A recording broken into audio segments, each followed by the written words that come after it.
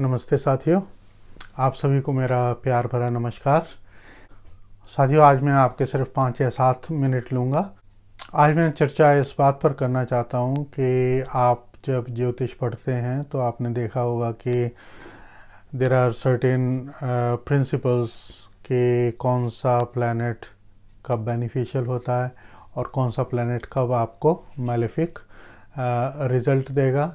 तो कौन सा ग्रह आपका कहाँ बैठा हो तो वो शुभ ग्रह देगा और कौन सा ग्रह अशुभ ग्रह देगा, या कितना फ़ायदा देगा कितना नुकसान देगा, इसके बारे में आप पढ़ते होंगे किताबों में।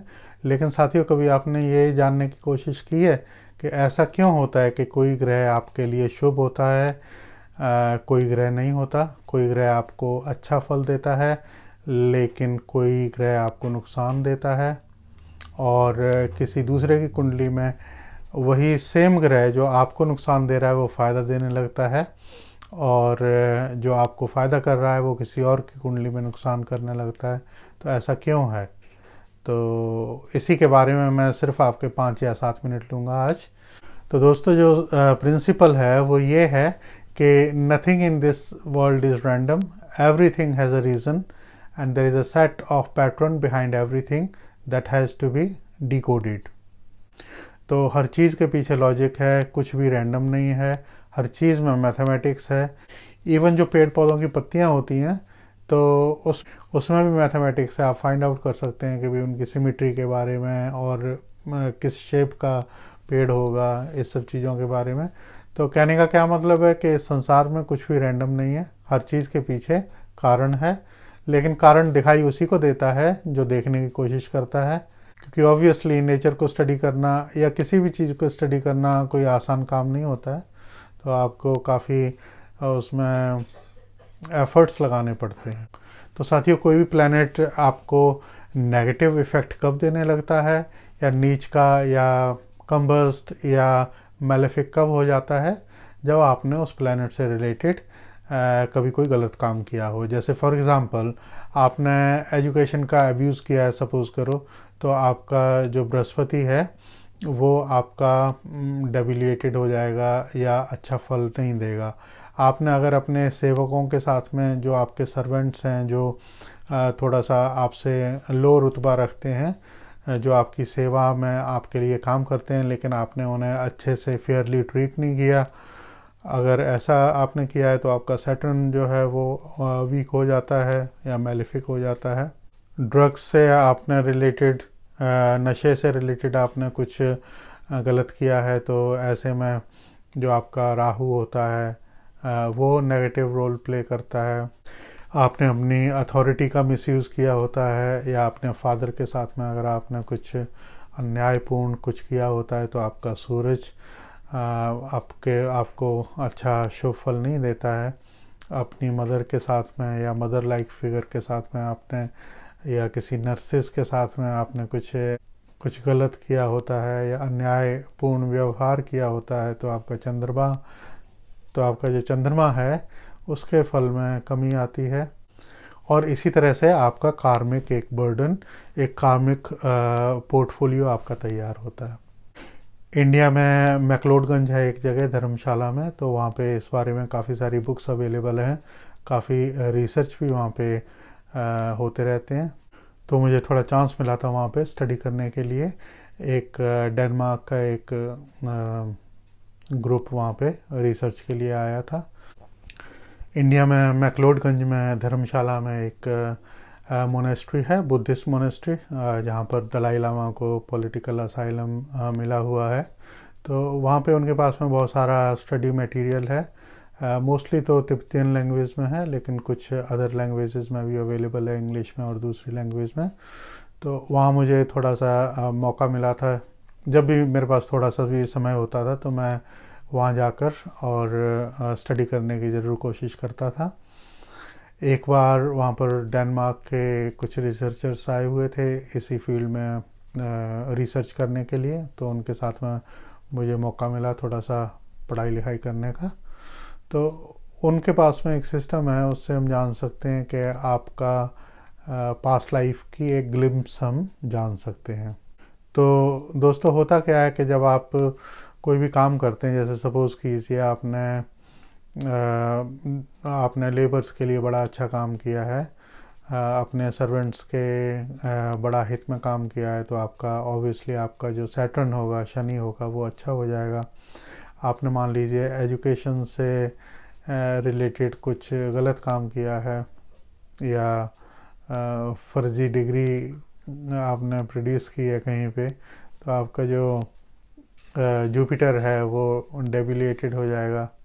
और आपने मान लीजिए पिता के साथ में आपने कुछ अन्यायपूर्ण व्यवहार किया है, तो जो आपका सूरज है उससे रिलेटेड जो आपका फल मिलना होगा वो रिस्ट्रिक्टेड हो जाएगा। तो इसी तरह से आपकी एक प्रोफाइल सेट होती है। तो जब भी कोई आत्मा जो है वो ये वाला शरीर छोड़ती है, तो उसके बाद में क्या होता है कि ये जो बात है ये आपको किसी भी स्क्रिप्चर में या किसी भी बुक में कहीं पे मिलेगी नहीं। तो मैंने क्या किया है कि क्योंकि मेरे को एस्ट्रोलॉजी की साइड की भी नॉलेज है और दूसरी साइड की भी, तो ऐसा मेरा मानना है, ये मेरी थ्योरी है बेसिकली। क्योंकि ये सबसे ज़्यादा मुझे साइंटिफिक लगती है, इसके पीछे लॉजिकल एक्सप्लेनेशन मुझे दिखाई देता है। तो जब भी कोई आदमी की किसी की डेथ होती है सपोज़ कीजिए, तो जो आत्मा है उसे वेट करना पड़ता है। तो कब तक वेट करना पड़ेगा? जब तक आसमान में सितारे उस पोजीशन में नहीं चले जाते जिस पोजीशन में आपने लास्ट बर्थ में आपने जो अर्जित किया था वो रिफ्लेक्ट होने लगे। जब तक प्लैनेट्स उस पोजीशन में नहीं आ जाते हैं आज की डेट में, तब तक आपको चांस नहीं मिलेगा किसी बॉडी के अंदर जाने का। तो ऐसा मेरा मानना है, क्योंकि other than that there can't be any other logical explanation कि क्यों ऐसा होता है कि किसी की कुंडली में कोई प्लैनेट अच्छा रोल प्ले कर रहा है और वो सेम प्लैनेट किसी दूसरे की कुंडली में अच्छा असर नहीं प्ले कर रहा है, अच्छा असर नहीं दिखा पा रहा है। तो ये तो हो गई एक बात। आपने देखा होगा कि कई लोग होते हैं वो बड़े उल्टे सीधे काम करते हैं, लेकिन वो बड़े खुशहाल जीवन व्यतीत करते हैं। लेकिन आपको मतलब आपने कुछ गलत किया भी नहीं होता, या यूं कह लो कि भाई आपको कुछ याद भी नहीं होता कि कब आपने गलत किया, लेकिन फिर भी काफ़ी सारे चैलेंजेस आप फेस करते हैं, तरह तरह की प्रॉब्लम फेस करते हैं। तो आप सोचते हैं कि भाई ऐसा क्यों है? तो उसके पीछे भी 2-3 कारण हैं। जब हमारे सूरज की दशा चल रही होती है, तो सूरज क्योंकि पिता को रिप्रेजेंट करता है, तो उसका जो स्वभाव है वो भी फादर लाइक है। तो जैसे कोई फादर अपने बेटे की गलतियों को छुपा लेता है, वैसे ही सूरज भी करता है। तो सूरज के टाइम पीरियड में आप जितना मर्जी उल्टा सीधा काम करते रहें, अगर सूरज आपका सही है तो भी आपका कुछ बिगड़ेगा नहीं, मतलब आप you will get away with it actually. तो सूरज आपको बचा लेता है, आपके गलत कामों के ऊपर भी पर्दा डाल लेता है। उस आदमी को सज़ा कब मिलेगी? जब सैटर्न की दशा आएगी, शनि की जब दशा आएगी, तो उसने जो अच्छे या बुरे काम किए हैं तो उनका हिसाब किताब होगा। अब मान लीजिए कोई आदमी है तो उसने अपना अच्छा जीवन व्यतीत किया और लकीली सैटर्न की दशा उसकी आई नहीं, या बिल्कुल बचपन में आई, या उसके जो मैलिफिक प्लैनेट्स हैं, जो थोड़े से कम अच्छे प्लैनेट्स हैं, उनकी दशा नहीं आई है और उसका जीवन कंप्लीट हो गया। तो इन दैट केस जो आपका कार्मिक बर्डन है वो कैरीड फॉरवर्ड हो जाता है नेक्स्ट जन्म के लिए। एक और भी सिचुएशन है इसमें कि आपने कुछ गलत किया, लेकिन लॉ ऑफ द लैंड उसे गलत नहीं मानता। मैं इसे एक एग्जांपल के साथ समझाना चाहूँगा। जैसे सऊदी अरेबिया में कुछ अजीब तरह की सेंटेंसेस हैं। तो जैसे मान लीजिए कोई लेडी है, उसके ऊपर कोई अडल्ट्री का कोई इल्ज़ाम है, तो वे लोग मतलब स्टोनिंग का वहाँ पे प्रावधान है, पत्थर मार के मार देने का वहाँ पर कानून है। तो अब कोई आदमी वहाँ पे जो होगा वो अपनी समझ से तो बड़ा बढ़िया काम कर रहा हो कि भाई मैं लॉ को इम्पोज करने के लिए बड़ा अच्छा काम कर रहा हूँ, लॉ अबाइडिंग सिटीज़न हूँ मैं, लेकिन उसे ये नहीं मालूम कि लॉ में ही फॉल्ट है। तो मतलब तो ऐसे में क्या होगा अब, क्योंकि उसने अत्याचार जो है वो लेडी के साथ किया है तो नेक्स्ट लाइफ में उसका वीनस जो है वो बिल्कुल ही ज़ीरो हो जाएगा।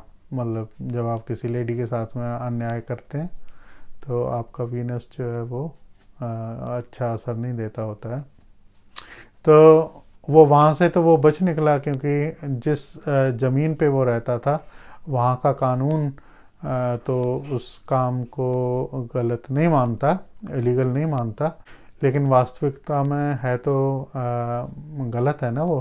तो उसके लिए आपको पे बैक करना पड़ेगा कि आपने जो लॉ ऑफ द लैंड है उसके साथ में कोई साठ गांठ करके, कोई ब्राइब करके या मतलब ऐसे करके तो आप अपने द्वारा किए गए किसी गलत काम की सज़ा भुगतने से बच तो नहीं रहे हैं। तो अगर आप बच निकलते हैं तो वो नेक्स्ट जन्म में कैरी फॉरवर्ड होता है। तो साथियों, ये थी हमारी छोटी सी आज की चर्चा। मुझे उम्मीद है आपको पसंद आई होगी। अगर पसंद आए तो लाइक कीजिए, शेयर कीजिए और सब्सक्राइब कीजिए। Thank you very much. आप सभी को मैरी क्रिसमस।